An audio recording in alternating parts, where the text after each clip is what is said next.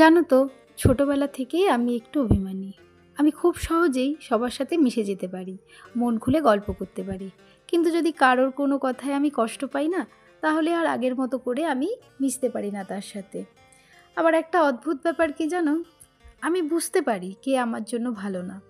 তবুও সে যদি আমার সাথে সরাসরি খারাপ ব্যবহার না করে, তাহলে আমি নিজে থেকে দূরে সরে যেতে পারি না।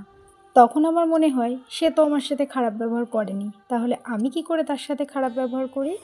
তবে একটা জিনিস আমি খুব ধীরে ধীরে শিখেছি, সবাই তো আর আমার মতো হবে না, সবাই আমার মনের মতো করে চলবেও না।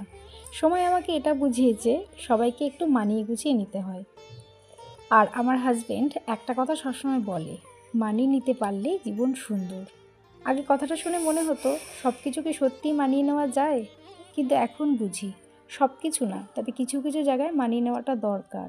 না হলে আমরা শুধু ভুল খুঁজতেই ব্যস্ত হয়ে যাই আর নিজের ভালো থাকাটা হারিয়ে ফেলি। তাই এখন চেষ্টা করি যেটা বদলানো সম্ভব সেটা বদলাই, আর যেটা সম্ভব না সেটাকে মেনে নিয়ে নিজের মতো করে ভালো থাকার চেষ্টা করি।